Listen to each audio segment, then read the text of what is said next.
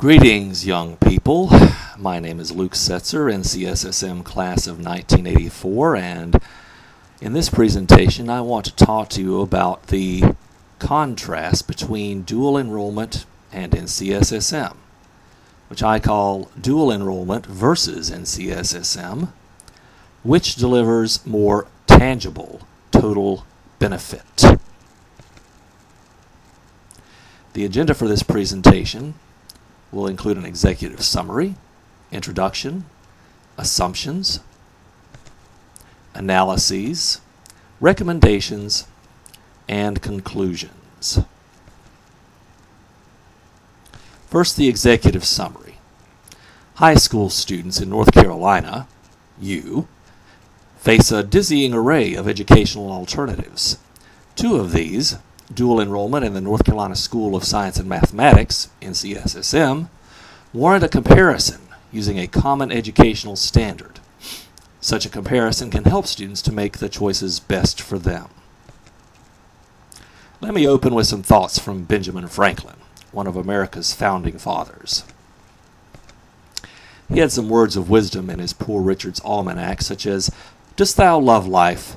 Then do not squander time, for that is the stuff life is made of. Experience keeps a dear school, but fools will learn in no other, and scarce in that." Keep these thoughts in mind as we proceed through the presentation. Now for the formal introduction. Dual enrollment has a long history in North Carolina. It grants permission to 11th and 12th graders to attend community college part-time for college credit. More recently, in 2005, Learn and Earn Early College High School represents the most recent variant of this to expand the range down to 9th grade. By contrast, NCSSM originated in 1980 as a residential high school in Durham. It recruits gifted children for grades 11 and 12 from across the state. It strives for breakthroughs in educational methods, and it serves as a sort of jewel in the crown of the North Carolina educational system. Now for the assumptions. I'm going to start by assuming that technological career choices will be your choices as the standard by which to measure benefits of each of these alternatives. And because I'm contrasting dual enrollment against the School of Science and Mathematics, I'm kind of hooked into using science and mathematics, i.e. technological career choices, as the hook to mandate this standard for comparison. I'm going to follow Stephen Covey's advice and begin with the end in mind, namely that career choice, and work backwards. And I'm going to use the University of North Carolina system, UNC policies, as a roadmap for the contrast. Let's take a look at the UNC policies. UNC has a policy of the core 44 credit hours that anyone at any university in the UNC system must take in order to get a degree. These include 6 semester hours of English composition, 9 hours of humanities or fine arts, 9 hours of social or behavioral sciences, and 20 hours of natural sciences and mathematics, which includes a minimum of 6 semester hours in mathematics and 8 semester hours in natural sciences. In addition, to get an associate's in science degree, you have to complete 20 semester hours beyond those core 44. At least 14 of those 20 must be a mix of courses in college transfer mathematics, natural sciences, and computer science. And the remainder may be a mix of courses in general education, a pre-major, or an elective. So let's take a look at the dual enrollment benefits. College credit in high school is guaranteed with a passing grade. So if you register for a course at your community college while still in high school and you pass it, you get college credit, guaranteed. It saves time because you get those college credits done early, and it saves money because you don't have to pay for it while you're in high school. And with a lot of effort, you can earn many or most of those AS degree credits while you're still in high school. And in fact, the Learn and Earn Early College High School grants high school diplomas and associate's degrees at the same time by only going an extra year to school beyond normal high school years. There are some drawbacks to this system. First, it forces you to go to two campuses, high school and college. Learn and Earn gets around this because the high school is at the college campus. You might still incur costs in terms of transportation, supplies, and so forth. You may lack the skills to handle the workload. And there can be some bureaucratic roadblocks. For example, you might find yourself forced to go to a high school AP calculus course instead of actually taking college calculus. Let's take a look at NCSSM benefits. At NCSSM, you'll experience an intense academic environment. You'll be immersed full-time around the clock with other bright, self-motivated students. You'll face an extremely bright faculty, all of whom have to have a graduate or doctorate degree. You'll have opportunities to earn college credit with advanced placement examinations and so forth. You'll also have many exploration opportunities, such as the mini-term, a vast selection of subjects, etc. And of course, NCSSM has a high prestige and reputation, one of the top high schools in the country. What about its drawbacks? Unfortunately, no matter how hard you work, unless you take those placement tests, you do not get guaranteed college credit with a passing grade. So you can work extremely hard and still get no credit on your college transcript. You face an overwhelming schedule. It's comparable to drinking water from a fire hose. You also have to do, in addition to all this schoolwork, mandatory work for housekeeping, groundskeeping, cafeteria service, community service, and work service. So they keep you busy around the clock. And of course, you've got mandatory meetings that you have to go to, whether you feel like it or not, whether they benefit you or not. It's an inflexible schedule overall. And one of the former guidance counselors there even referred to it as an intellectual concentration camp. Which brings me to my obligatory warnings to those of you considering NCSSM. And I take full credit for these warnings, or full blame, depending on how you look at it. As I said, I'm Luke Setzer, NCSSM class of 1984. Let's take a look at the current curriculum problems. I've kept tabs on the school since I graduated many years ago to see how it's progressed. Some of the progress has been good, like new facilities and so forth. Some of it has been not so good. For example, when I went, we are on a de facto semester schedule similar to what a university would have. We had 4 quarters, but they were basically clustered into 2 semesters. And so what we have today, as a result of some changes by the administration a few years ago, are not semesters, but rather trimesters. Trimesters. Good luck finding any other school at the high school or college level that uses trimesters. Trimesters basically take a standard 9-month year and split it up into 3 trimesters. That is incompatible with a standard high school quarter system. It is incompatible with a standard UNC semester system. Now, the paranoid person in me, the conspiracy theorist, makes me wonder if, in fact, this was set up to lock students into NCSSM, like a large roach motel. Students check in, but they don't check out. Also, the trimesters are at odds with natural reality, i.e. the learning ability and the teaching ability of students and faculty, respectively. It's extremely hard to squeeze that much material in that little time.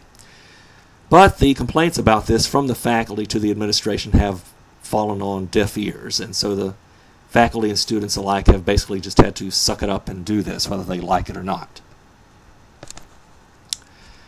Moreover, the credit that is earned by the students at the school is not commensurate with the work performed.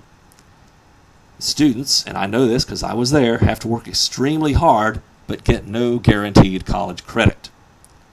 So clearly, if you're looking for tangible benefits, dual enrollment beats NCSSM hands down.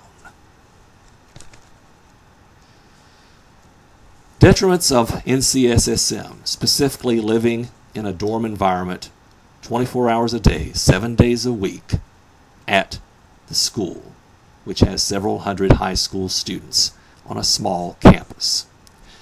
Let me count the detriments for you and mix a little humor with it.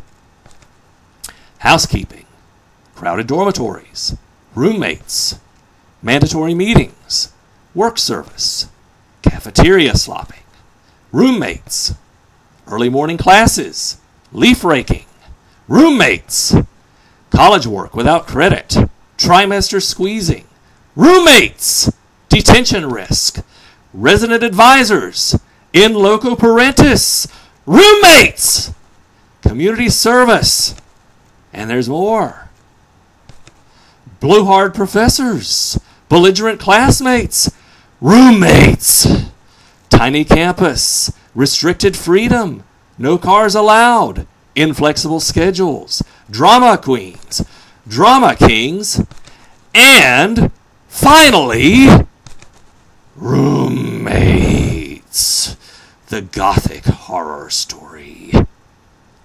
No, I did not enjoy my roommates at NCSSM, or any other college for that matter, with mixed reviews. Some of the roommates at college I had I enjoyed, some not so much.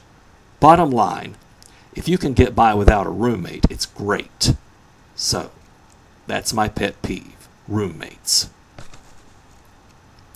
My unsolicited advice. Take full advantage of all the dual enrollment opportunities that you can so that you can earn those core 44 and AS credits. That means getting into learn and earn early college high school if possible, or otherwise taking full advantage of standard dual enrollment. And, moreover, take the dual enrollment classes online if possible. It's extremely flexible. You get to enjoy classes in your recliner on your laptop. How leisurely is that? And perhaps most importantly, you can avoid boorish people, roommates. And finally, if all else fails, turn to NCSSM as a last resort. Now, by last resort, let me be clear on what I mean.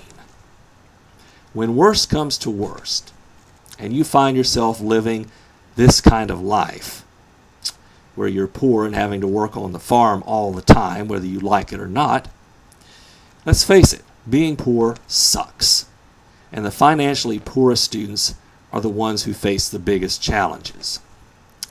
They may just lack the resources to commute or telecommute for dual enrollment, in which case NCSSM could represent their ticket to higher education. Now, if you find yourself in those circumstances, please, by all means, take full advantage of NCSSM. In conclusion, dual enrollment currently offers more tangible benefit than NCSSM. Dual enrollment guarantees college credit. NCSSM does not. And I might add, NCSSM, as I've shown you, has a lot of aggravation and baggage tied to it that dual enrollment does not. Both dual enrollment and NCSSM have room for improvement. Dual enrollment needs to expand to allow students full-time access to college courses, especially online. And NCSSM needs to grant college credit for its courses. For you, choosing the right program depends upon how you intend to satisfy your educational needs. Now, I want to say, how can NCSSM compete with the advantages of dual enrollment? Well, for starters, it can change to the standard UNC semester system. Get this trimester nonsense out of the way. It can align its end goals with the Learn and Earn Early College High School program. This means helping students to graduate with concurrent high school and associate in science degrees. So, NCSSM would have to count its college-level courses as college credit. It could encourage students to take online college courses during preceding and intervening summers for those 11th and 12th grades. In fact, maybe they should even require this of students who come from very modest high schools, so they can get a leg up and a head start.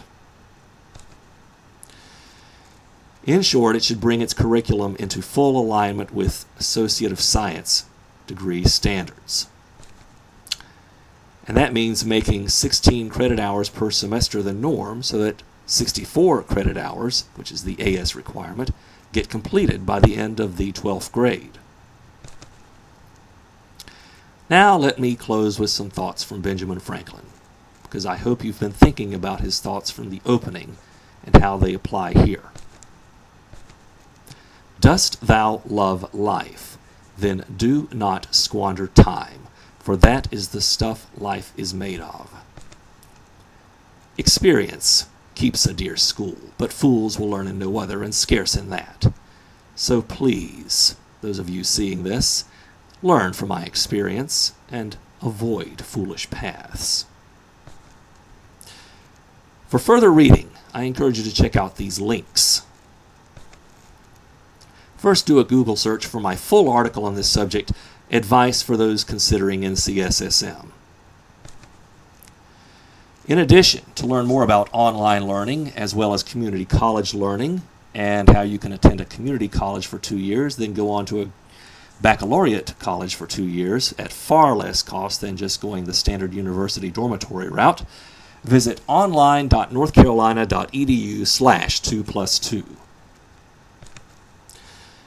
If you want to learn more about online learning and the many great tools out there from Pearson Education and others, check out these links: mathxl.com, masteringphysics.com, and coursecompass.com. Pearson Education is way ahead of the pack, and I predict that in the future it will become the de facto standard for online learning. It's fantastic. That's it. Thank you very much.